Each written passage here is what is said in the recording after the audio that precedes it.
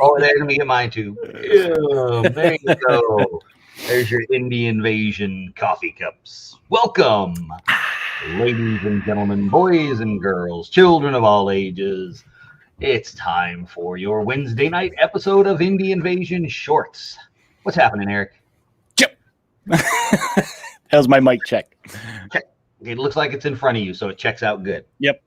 Checks out good. So, Eric, I understand that you have some prizes that you wanted to show everyone that just recently you've acquired boxes and boxes of for some game that you weren't going to get into. I did post a picture up if you guys didn't Okay. see it, but for anybody that's tuning in to the stream, Like Spaz. Hello, Spaz. I'm not getting into the game. We see that. We see that. I think we could officially change Spaz's name to Elasta Ape. Elasta Ape. I think we should. I think we should officially change it to Elasta Ape. You shall forever be known as Elasta Ape. There you go. So, well, I got something too. What'd you get? My Urban Manhunt hardcover. The companion. I need to get that yet. I want to get new cards though, because I just have the freebie print and play type of ones. Right. Well, I hadn't had a chance to email Cynthia, and maybe you know something, but I don't know because there's new crims in here. I don't know if there's going to be new cards. I would like know. New cards, and since everything's print on demand, I don't know how easy or difficult that is to get done. But I personally would like to have the cards because I like to draw from the deck when I'm playing to get the crims out there, and then the reference card is really nice. So I would like to, and Spaz commented too. He said the same question about the crims. I would personally like to get the cards. So Cynthia, if you are watching or you watch this later, you have at least two requests. At least two requests for cards. I don't know if that justifies getting it print on demand or not, but I hope it does because I love cards. Yeah, while we're sitting here chit-chatting, if you guys could please go over, thank you for joining us, let me say that, but please go over, like, share, subscribe, all that stuff, and just I'll do a quick reminder that we are changing our day for shorts. Starting Thursday, it's going to be Thursday, October 7th, so we're just going one more day in the week, is going to be the new day for shorts, so I'm going to hammer it into everybody's head so they know. I'm going to try and do an early event, like long time in advance. So that way, hour? No, 2 hours. I'm talking weeks. Oh, okay. At this point. Well, you don't have much left weeks wise. You might need to get on the ball if you're planning for weeks. Yeah. Yeah, I know. I got to do that this weekend. But I have not been painting anything. Been building? You've been organizing. I've been building, but I've been building shelves. Yeah. So I've built 9 shelves downstairs and have all my terrain loaded up on them now. Pretty much all my gaming stuff, except for my board games that are upstairs, I got them on nice shelves that all match along the back wall. You can see right back here behind me. And then there's a whole nother set around this corner right here up against the wall that goes in an L shape. So that's what I've been working on all week long. I think you put pictures down there, didn't you? I put a little video on Discord for half of them. I got the first 4 shelves that I got done, and I like it so much more. I was able to bring some of my terrain out of the garage because hot glue and the South and a garage don't really get along that well. Yeah, the hot glue turns back into liquid. But anyway, that's mostly what I've been working on. But I'm hoping this weekend to get the video up for my campaign turn 2 for 5 Part Night Home. I'm gonna try to take a whole bunch more pictures this time and kind of tweak how I did the after action report, because I kind of liked that because I know I'm not ready to set up an actual filmed battle report. Mm-hmm. And for someone like me, I don't like an hour-and-a-half video anyway. I don't sit down and watch them. So I kind of like the systematic approach of hitting every point in the campaign turn and just talking about what I got. So we'll try that again and see what happens, because apparently it did okay on YouTube because it got a decent number of views. It's up to about 180. So that's not too shabby. Yeah, it's well, 5 parsecs is a hot game right now, so Mhm. I think you hit the vein. Well, I'm desperate to get my actual book because I'm working out of the PDF, and everybody knows, everybody that watches the show knows I don't like PDFs. This is proof because I have had the PDF of this book since the day it was released. Haven't looked at it. But now I already have. I've thumbed through it a couple times. Haven't started reading it, just kind of skimmed things, but I haven't even. That's right, Mr. Hardcopy. There's Alder. Good morning, sir. We are not on about anything. Yeah, we're just doing our regular chit chat, rambling that we always like to do while we wait for you guys to join in.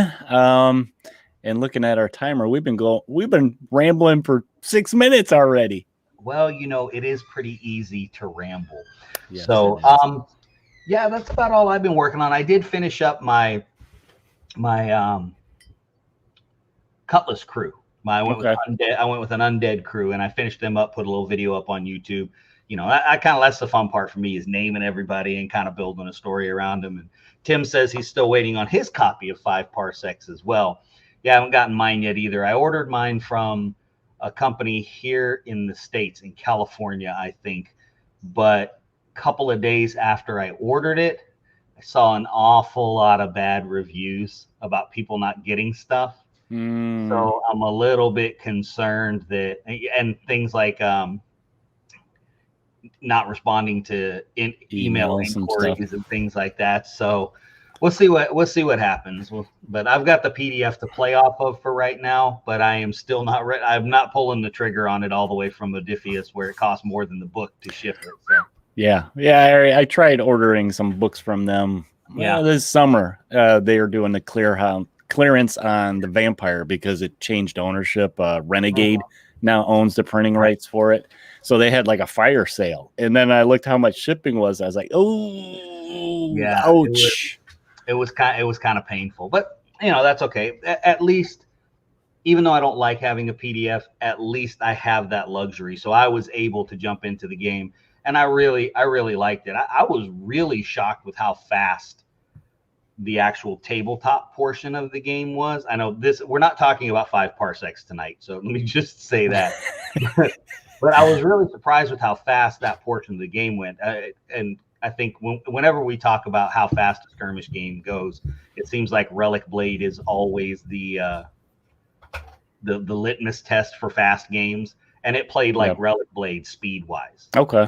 And I think that's great because for me, aside from the fact that Relic Blade has beautiful miniatures, awesome art on the cards, and a really involved and engaged creator and cool rules and all that stuff, you can play it so fast, man. You can do so much in a night. And that's what I like about 5 parsecs too, is that portion of it is so fast.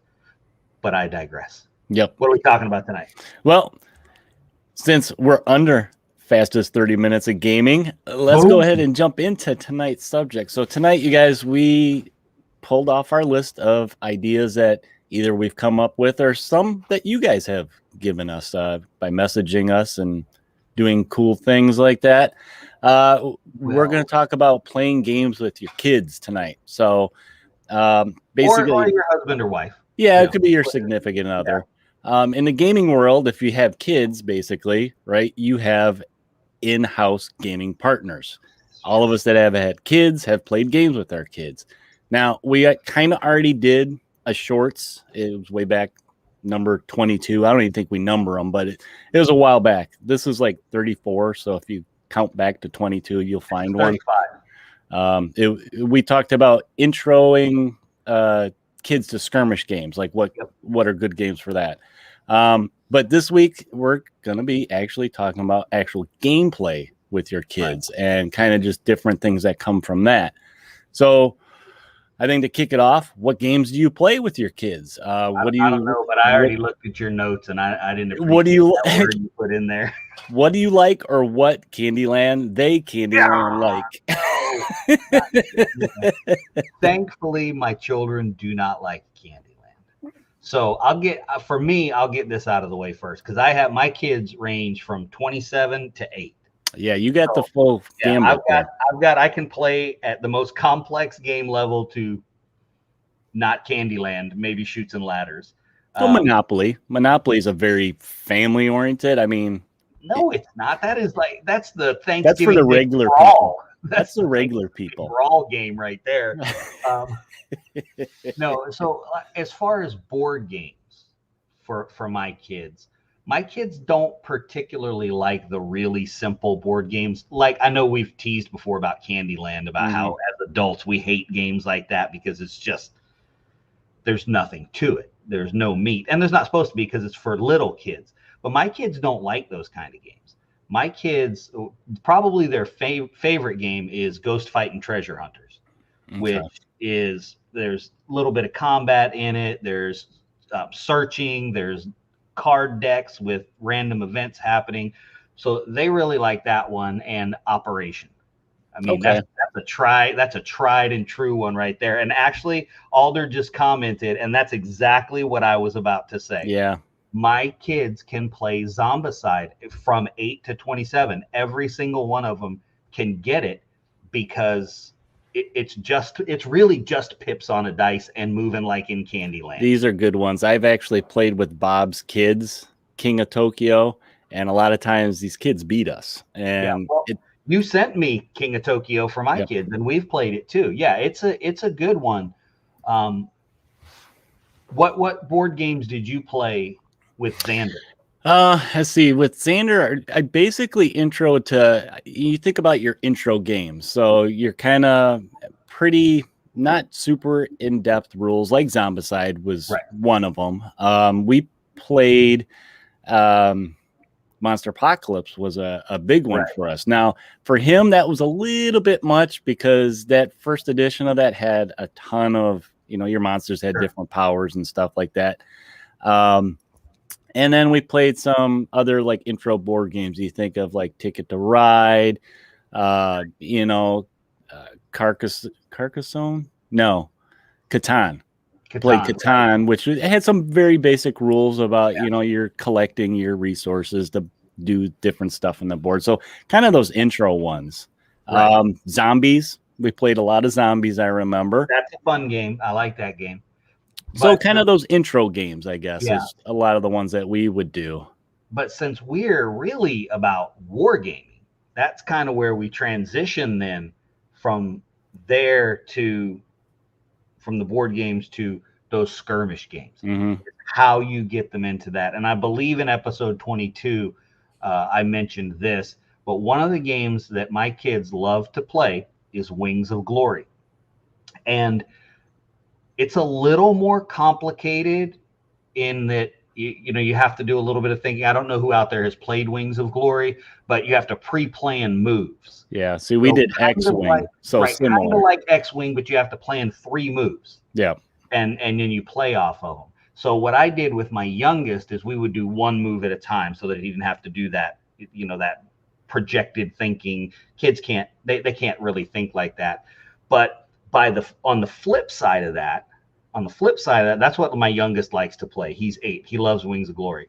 But when my 16-year-old was 9, that's when I introduced him to Warhammer 40K. Okay. So I know one of the things we wanted to mention was, don't sell the kids short. They'll blow your mind with what they're able to grasp in the game, because I thought for sure, okay, he's not going to be able to play. He's not going to get it. There's too much. It's math hammer. Well, that's what I thought about X-Wing when we first introduced him. But after a couple of games, he caught on quick and, understood the strategy of the movement and stuff like that. Yeah. I think a lot of times when you're, starting to play games with your kids, you look for kind of these starting points and you try to find something that, you both like. You don't want to play Candyland forever, but you want to play something that you have fun with too. Otherwise, then it just kind of seems like an activity. You don't want just an activity necessarily. You want to kind of have fun in, I guess, the competition. Because come on, what kid isn't going to like, I'm going to go after dad, type of thing. Stomp a mud hole in dad. Exactly. Yeah. By the way, I will play Candyland as soon as we sit down and write the rules for Candyland Skirmish. As soon as we do that, then I'm in. So we had a couple comments here. Tim said he once he got past the roll and movie, dropped him straight into classic BattleTech. Whoo, that's hardcore. That's almost as bad as dropping them into Starfleet battles. But hey, like we just said though, kids will blow your mind with what they're able to get. Yeah. Alder said Blood Bowl, and I'm loving Bob on this one. D&D Attack Wing. I love Attack Wing. Bob and I have talked about this before. Yeah. He's actually running a D&D campaign with his kids right now at home. So I can't get mine to role play. And then Tim also mentioned Gaslands. I've done that. Tim. I've done the Mario Kart Gaslands quite a bit. And I think that's a good idea. If they're not really into the apocalyptic thing, you know, that maybe that doesn't attract them, bring that kind of that video game cartoon-esque thing into it will grab them. And you don't have to throw all the rules in there. You know, there's a lot of kind of complex rules in there for collisions and stuff like that. Yeah. You can cut those out, you know. Yeah, that's what we did when we played. And we even expanded on it because I know for Gaslands, I think on Board Game Geek, someone has posted the Mario Kart rules modifications for the rules for that. But we did.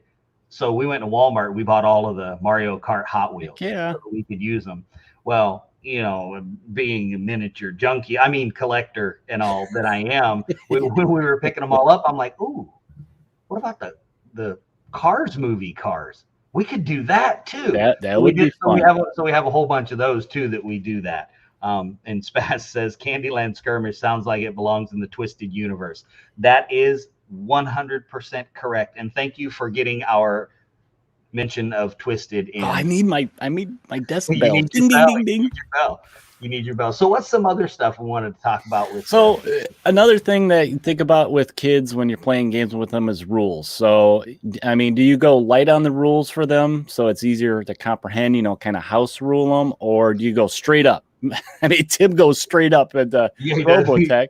So, you know, he's like, all right, so you need to track these 500 armor points and how much heat you're tracking. I mean, I don't think you have to go light on kids. Like we've already mentioned, kids are smart and they'll surprise us. They catch on quick. I think your kids today are smarter than you were when you were that age. Whoa. Slow down. Mean, I have to ask him sometimes to come help me fix something on the computer because I don't know how to close a dang program.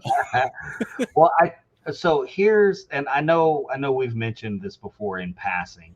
I think here's the most crucial thing about the rules of the game when you sit your kids down to play is with video games and social media and all the stuff out there to attract the eye, ear, mind, and heart of your child to all that other stuff. You got to take advantage of that, because what we forget is that the kids, that's the next generation of gamers.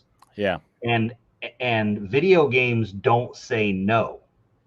You know what I'm saying? I mean, mom or dad says, no, you can't play right now, but a video game doesn't say no. Like when I go to conventions and some little kid comes and picks up my models and everybody else at the table sucks all the oxygen out of the air because they go like that because they're afraid they're going to break the model. You got to kind of, you have to have a paradigm shift in your mind, and you have to say, you know what? Video games don't say no. You want to touch that cool model, man? Go ahead. If you break it, guess what? I got super glue. It's okay. It's not a big deal. That way they'll actually play. Yep. So I'm an advocate of, like Bob said, start light at first, and it's not real long. Take the shorter games, and then eventually they're going to start bugging you because they are children and that's what they do, and they will obsess on one game, and you will come to hate that game for a little while because they'll be like, Dad, can we play Zombicide? We played it 30 minutes ago. I know I want to play again. I don't want to play again. So can we play now? You just asked me that 10 minutes ago. I know, but you said that 10 minutes ago. So that there's always that conversation too. So that's how Xander, when he was younger and we first got into some of the card games, like he loved Monopoly Deal card game, which you could still find. That's actually way better than the board game. And like Boss Monster, when we first got that, he loved to play that because it just something just clicked in his mind with it. That I think I beat him once, And that was in the beginning, and then that was it. I can't beat them anymore in that game.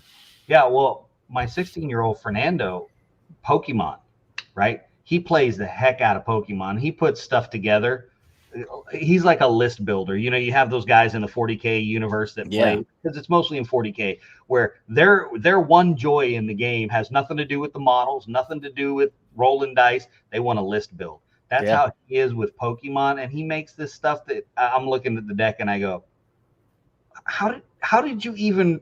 There's 5 million Pokemon cards. How did you even connect those two that they would work together? They figure it out, man. Yeah. They totally figure that out. It's making us look bad. So we got any comments here? So let's see. Spaz said Heroescape is a great skirmish game for kids. That's the last part. If you can find, and that's basically your dungeon crawler, right? There's a lot of dungeon crawlers out there that I think, you know, you could easily introduce them to them, like Zombicide. Zombicide's basically a dungeon crawler. Yeah. Barnacle Bay. Yep. We picked that game up. I backed that Kickstarter. What's the Super Dungeon Crawl? All of those, I think you can do. The D&D box set games. Yeah, those are a lot of fun. I'll tell you one that surprised me that my kids really liked was Endure the Stars. Okay. I really like that game. That's one of my favorite dungeon crawl sci-fi games, and they got a total kick out of that game. Yeah, my youngest can't really comprehend the sanity cards too much. Yeah, but he still liked playing and searching and rolling the dice and shooting. That's really what they like to do. But it's getting them to enjoy that. My favorite thing. And if you go back far enough in the Coastal Con Facebook group, you'll probably find a few pictures. My kids will get my terrain and they'll just set it up on a table. They'll have paper out, man. They're making up rules. They're rolling dice. And I'll come over and ask them questions, and they just make the rules up as they go. And I think that's something as adults, some of us lose that imagination. So that's great to see that the kids are doing that, because, you know, down the line that'll transfer to, you know, adult gamer in a way. Right. So, okay. So here's a big one. And this one, I think I have failed at some points. And many of us as parents may have gotten, you know, a little carried away with this, but it's level of play, meaning how hard do you go? I mean, do you hold back so they can have fun, or you just play to win? You know, me in the past, I know when I start games, I kind of take it easy. You know, I'll kind of give them suggestions of what their options are and let them decide, you know, because most of the time, once they played a couple times, they can handle it. A lot of times they whoop us. Fernando whoops us all the time. And like I said, giving them options, the younger kids, I think that's the best way, and then let them decide. But there's been times where it's backfired on me and I haven't held back, and I forget about that rule of letting them have fun. Now, I don't want to hold back so they have fun, but still make it fun. Right. Man, I had table flips a couple times. Oh, no. Well, see, mine goes like this, because I have so many kids. It depends on which one I'm playing against. So that's a challenge there. Right, because Fernando is 16 years old. I got to do my best to try to crush him, because I can't in Pokemon. Yeah. and that's the main game that he plays, and I'll play it with him all day long if he wants to. But I don't really play Pokemon with him. I shuffle my cards and then put them away. That's basically what happens when I play it. And then my daughter is 9 and little Mac is 8. And I usually, they really like Wings of Glory, so I'll let them shoot me down because they get a kick out of shooting me down. My 11-year-old is super competitive. So you probably go full out on that. I got to go full out on him because he's super competitive. So and he's good. He's good at stuff too. And that's probably some of these kids that are competitive like that. That's part of their enjoyment. If you hold back and where they don't feel like it's a challenge, or that you're being competitive, or you're taking it easy. I've been called out before on that. Yeah. They get mad and they're like, I don't want to play this game no more. Yep. Yeah, so I think it just depends on who it is, and with your own kids, it's obviously a little easier because you know who they are. You know the breaking point, right? Yeah, you know how you have to play with them. I just lose to Fernando. He won't play anything else with me, so I just lose to him. But And I mean, I think it's good to kind of go regular pace with the kids so they learn that in the real world, people aren't going to take it easy on you. And it's part of that, them developing those skills of interacting with people, I mean, I did this. I'm sure you did this too. You start playing games with your kids, not only for your own enjoyment, but to kind of help them socially interact with people. Yeah. And I mean, it still amazes me to see him when we get together with our groups of friends. Granted, now he knows these adults, dad's friends, but before then he didn't really know them as a kid. And that can be intimidating for a kid, but eventually it builds that confidence where they can interact socially.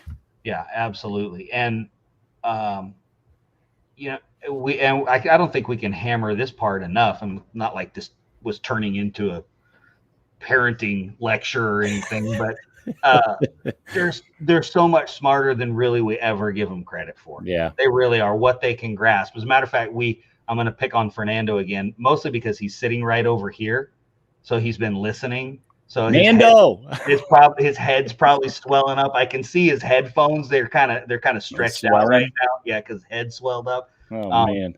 But I mentioned that he started playing 40K at 9. Well, if you recall, when you and I met at Adepticon, he was 10, and he won the Adepticon Wild West Exodus tournament. Yeah, so, he was walking all over everybody. It was hilarious. So they'll surprise you so much if you just kind of let them run with it. And sometimes, just sometimes, they'll even read a rule book. and I'll tell you this too, if you guys haven't yet, go over and if this conversation interests you at all, go over to Spaz's channel, Teaching with Board Games, because that's the other huge thing. Look, man, like Tim said, you start your kids with classic BattleTech. When they get into high school and are doing higher math, they're gonna be like, oh, this is easy. Mm-hmm. This isn't even as hard as trying to develop those skills. Right, exactly. Learning that stuff. And that's actually what Spaz's channel is all about. So go check that out. Yep. I like this comment that Bob said. For one, he's agreeing with you, Mac. So that's always a plus, right? But he says, play with younger kids to have fun. Teach playing for fun is the goal. Yes. Not winning isn't the goal. And yeah, that's something that we try to do, even though the kids are like, I'm going to win. I want to beat dad. Sure. But that's fun. And then once they learn that, it's easier to play competitively. True. They know how to handle losing then. It's not about winning or losing. It's about playing your best and having fun. Yep, that's right. Because nobody goes to the table with the intention to lose a game, no matter what it is. You don't go to the intent. I didn't know with the intention. I'm an oddity, though. I don't care. Well, but not with the intention to lose. You don't go in and go, I'm going to lose a game of Twisted today. You go in and go, I'm going to do my very best to win, but I also know how I play, what I'm looking for, and the way I roll dice. So my expectation is I'm going to lose. That's my expectation. But being able to lose gracefully is way better than being able to win gracefully. Yeah. If you're a good loser, people want to play again with you. So I, in turn, agree with Bob. So there we go. We have mutual agreement. So overall, final thoughts here. We're kind of getting towards the end here. Why is it important to play games with your kids? And we've touched a little bit on this. One of them, of course, is the bond with your kids, right? Mm-hmm. It's your family. You want to have that good relationship with your kid, and it teaches them critical thinking, problem solving. Yep. I mentioned interact with other people, math, and I mean that all around. It's a good skill to develop with your kids. I mean, not just having fun, but these other skills. Yeah, and with some of those boxes of games, you also teach them how to play Tetris as they try and put the pieces away. Yeah, I've had to repack some boxes in the old days. You can always tell when the kids have been in it because it's sitting about the two boxes. There's that big gap because the box didn't close all the way because they started strong, but there was just so much stuff they started pushing it in. Yep. I mean, they have the cards in there all twisted and turned and flipped and flopped. And yeah, that's a good comment from Spaz there. Being a gamer means being a lifelong learner. Well, Spaz, if that's not already the catchphrase of teaching with board games, I think it should be. There you go. Shirt. Bam. There you go. You got a shirt. You got a shirt now. Now you need a coffee cup, Spaz. You need to see a coffee cup. Need to see a coffee cup. Put that up in Discord. Who's taking us out today, sir? Is it my turn or is it yours? You know what? I think it's my turn this week. Yes. Your turn, buddy boy. So thanks, guys, for joining us for Indie Invasion Live Shorts. We do them Wednesdays on Facebook. We go to Twitch, YouTube, and we really enjoy doing these and interacting with you guys. But if you guys want to catch some more content that we create audio-wise, you can look on Podbean, iTunes, Google Podcast, iHeartRadio, Pandora, Stitcher, Spotify, and Pocket Cast. We have a lot of audio stuff on there. And also feel free to check us out on Facebook, YouTube, Twitter, Instagram, Discord. We got a lot of conversation and different people posting pictures of projects on there. And you can drop us a line at indieinvasion@gmail.com if you guys have any ideas for more shorts or maybe new games to look at for the audio or YouTubes. And there we go. There's your Discord link to join in the conversation. It's slowly growing. I love seeing some of the posts that we see on there, like today, Alder's game that he played last night. That's great seeing stuff like that. And we got something coming up pretty soon, CoastalCon. And you can check out any breaking news and information on the website at coastaltext.com. And we have also links for all these things I just mentioned on there. And you can listen to the audio podcast on there also. And if you like what we're doing, you can visit us at patreon.com/Indie Invasion. You don't have to throw money our way. We enjoy doing this for you guys, but any support we appreciate. And we have a bunch of content on there that you guys can check out for free. You don't have to throw money at it and check it out. None of it is exclusive. None of it's exclusive. So you can view it at your leisure. And hey, I got a new hat, guys, and we got shirts and we got coffee mugs. If you guys would like one, visit us at redbubble.com, people, Indie Invasion, and you can take your pick of a bunch of logos we got, right? You need a sweatshirt. We got sweatshirts on there, and you need a t-shirt to cover that naked body. That's get a t-shirt. Right. Yep, I was hoping Tyler would be on today. I was going to ask him if he had gotten his gift yet, but I didn't think it was on tonight. So, darn it, I have to wait till next week to find out. Yep. But that is about it tonight, guys. That is, as Todd likes to say, fastest 30 minutes in gaming. I know it doesn't feel like 30 minutes, but hey, it is. And one last reminder, you guys, we are going to be changing our days to Thursday, October 7th. So just throwing that out there so you guys can prepare. I know a lot of people are excited because they can actually join in on the live stream and, have some conversation with us, which we also love having with you guys. But until next week, guys, when you're out there playing games with your kids and picking up the pieces after they table swipe it, prepare for the invasion.